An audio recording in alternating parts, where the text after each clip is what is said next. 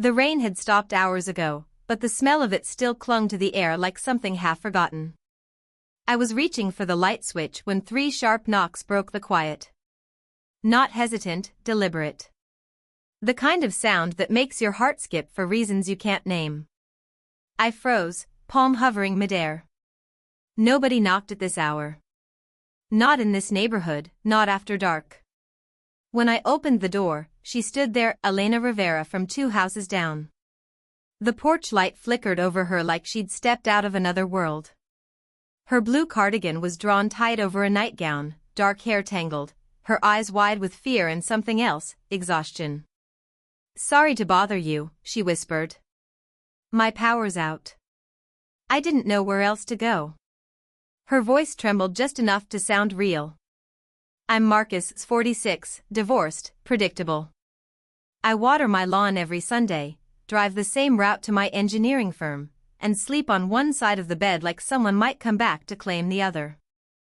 "Of course," I said. "Let me grab a flashlight." Inside, I found the old mag light in my kitchen drawer. When I returned, she was still at the door, arms folded against the chill. She smelled faintly of rain and lavender detergent. We crossed the street together, our shoes sinking slightly into wet grass. The night was quiet except for the hum of the street lamp and her breathing beside me. She walked like someone afraid to disturb the silence. Inside her house, everything was dark. No sound, no warmth, no trace of living. The circuit box was easy to fix, a single switch flipped. The refrigerator hummed back to life, casting a low blue light over the kitchen tiles. "There we go," I said softly. Elena let out a breath that sounded like it had been waiting years to escape. "Thank you," she murmured. "I didn't mean to, it gets harder at night." I knew that feeling. The kind of silence that presses against your ribs until you need to hear another voice just to remember you exist. "Coffee?" I asked before thinking. She hesitated, then nodded. Back at my house, the air smelled faintly of roasted beans and quiet hope. She cupped her hands around the mug like it might steady her.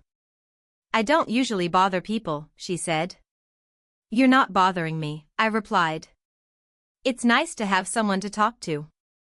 For a moment, her tired smile reached her eyes. Outside, the night felt endless, but inside, something small and alive had just begun. The next morning, sunlight slanted across the street, catching Elena's hair as she walked toward my mailbox. I hadn't expected to see her again so soon. "I wanted to thank you properly," she said, smiling shyly. "I didn't even ask your name last night." "Marcus," I said, even though she probably already knew. Her smile deepened. "Elena." That single word carried more warmth than my house had held in years. Over the following days, we fell into a quiet rhythm. Passing greetings became small conversations.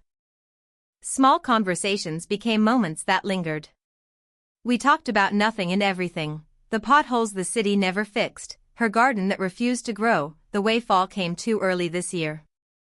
But underneath it all, something delicate was forming, unspoken but undeniable. One evening, I saw her struggling with grocery bags in the driveway. Without thinking, I walked over. She didn't argue when I took half from her hands, she just let out a sound that was half relief, half surrender. Her kitchen smelled faintly of lemon cleaner and emptiness. Everything was neat, too neat, a space held together by control instead of comfort. "It's hard to make this place feel like mine again," she said quietly. "Again." The word hung in the air like a ghost. Before I could answer, footsteps came down the hallway. A man, late 30s, sharp-eyed, protective. He looked at me like I was something unwelcome. "Who's this?" "Marcus," Elena said. "He's just helping." Her brother, I realized. Luis Rivera. His stare said more than words ever could. "Helping," he repeated, the word dripping suspicion. "Elena doesn't need help from strangers." I wanted to explain, to defend, but her eyes pleaded with me not to. So I left, the weight of unspoken tension following me home. That night, I sat staring at my cold coffee until soft footsteps crossed my porch again. "I'm sorry about Luis," she said, eyes lowered. "He thinks he's protecting me, but he doesn't understand what loneliness feels like." When she sat on my couch, neither of us spoke. The silence wasn't awkward this time, it was honest. At one point, her fingers rested near mine on the armrest. Close enough that one small movement would bridge it. Neither of us did. But in that stillness, something real took root. 3 days later, the storm came, not rain, but accusation.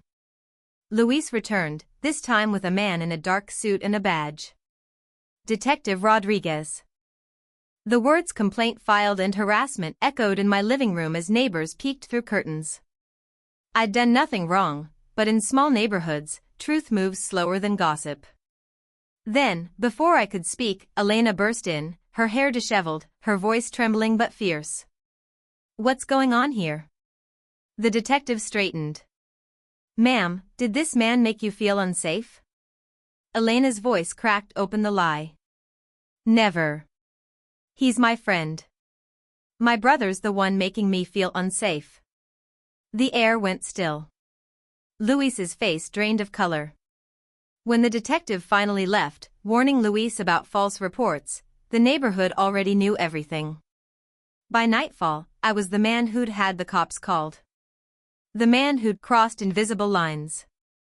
Elena sat on my couch, hands shaking. "He's destroying everything. My family, my job, they think I've lost control." I wanted to say something to fix it, but all I could offer was truth. "Then let them think what they want. We know what's real."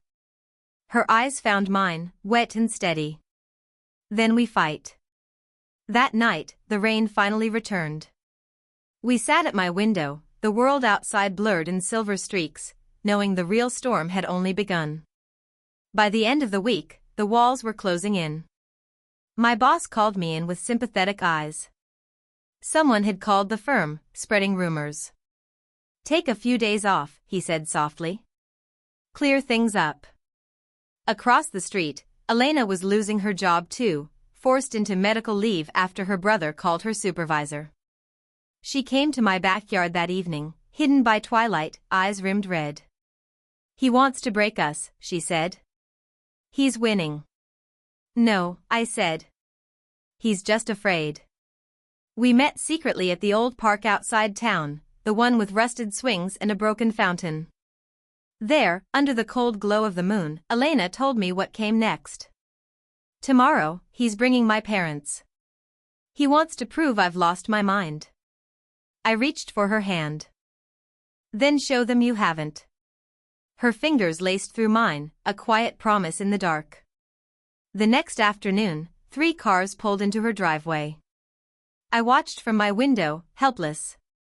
Minutes later, shouting. Then, the sound of a door slamming. Elena appeared at my back door, her breath ragged, eyes blazing. "I told them everything," she said. "About Luis.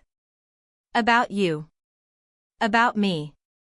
Behind her, I saw her father approaching, an older man, face carved by years, eyes sharp but searching.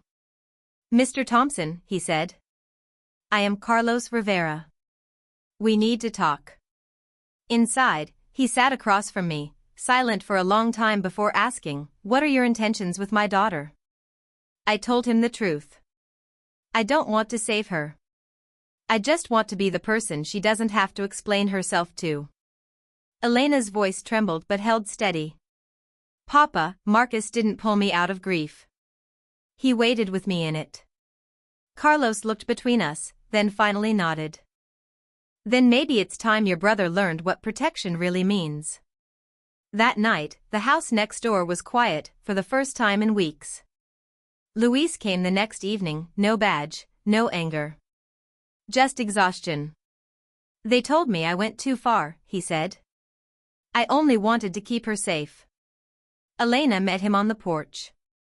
"You can't protect people by caging them, Luis." He nodded, tears caught in his throat. "I know." And just like that, the street exhaled. The gossip faded. The stairs stopped. 6 months later, the morning sun spilled over the neighborhood.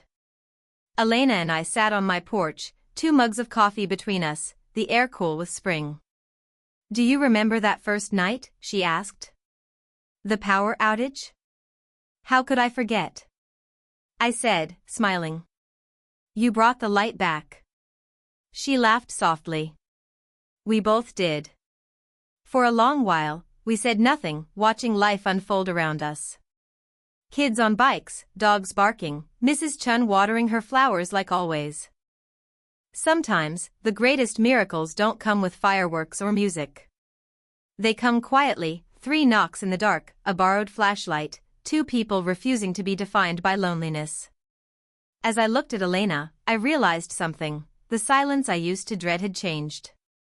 It wasn't empty anymore. It was full of laughter, of coffee, of possibility. And sometimes, that's all a heart needs to begin again.